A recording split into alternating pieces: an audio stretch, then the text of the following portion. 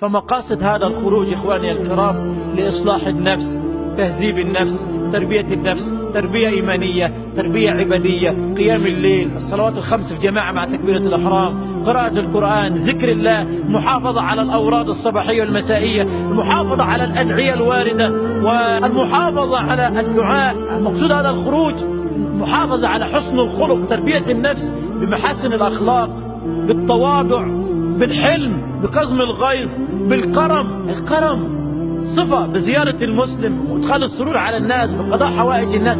كل هذا عندما نخرج في سبيل الله نتعلمه نحن عندما نخرج في سبيل الله. مقصود الخروج في سبيل الله حتى نخرج من الهوى إلى الهدى. مقصود الخروج في سبيل الله حتى نتعلم التمسك بالكتاب والسنة. مقصود الخروج في سبيل الله حتى ننذر الناس. مقصود الخروج في سبيل الله حتى ندعو الناس إلى الله. مقصود الخروج في سبيل الله لتخرج الناس من الظلمات إلى النور. مقصود الخروج في سبيل الله كنتم خير أمة أخرجت للناس. مقصود الخروج في سبيل الله ادعو إلى سبيل ربك بالحكمة والموعظة الحسنة. مقصود الخروج في سبيل الله قد أفلح من تزكى.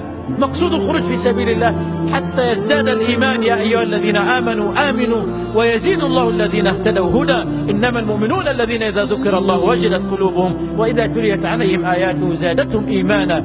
مقصود الخروج في سبيل الله لإحياء الدين الكامل في العالم بالكامل، حتى يدخل الدين في كل بيت كما قال النبي عليه الصلاة والسلام.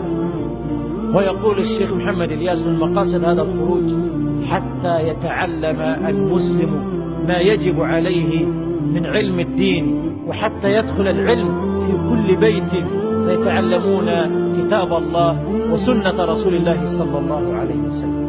مقصود هذا الخروج لأن من ضمن الصفات صفة العلم. نتكلم عن فضل العلم ونرغب في فضل العلم ونرغب في فضل العلم، فيكون عندنا العلم على نوعين: علم الفضائل نقرأ في المسجد وفي البيت، علم المسائل نتعلم المسائل، مسائل العقيدة، مسائل العبادات، مسائل المعاملات، مسائل البيع والإجارة والنكاح والطلاق، مع المشايخ، مع علماء المسائل والفتوى، مع العلماء الربانيين الذين أعطاهم الله العلم والتقوى. هذا هو مقصد الخروج في سبيل الله. لذلك في نهاية البيان نقول: من مستعد يخرج في سبيل الله حتى يأتي عنده هذا المقاصد تأتي في حياته، وحتى ينشر هذه المقاصد في العالم؟ من مستعد ينشر الهداية والنور والخير في كل العالم في كل القارات؟ ينوي ذلك. إنما الأعمال بالنيات. إن نوى ذلك ومات على ذلك ليعطينك الله هذا الأجر كاملا.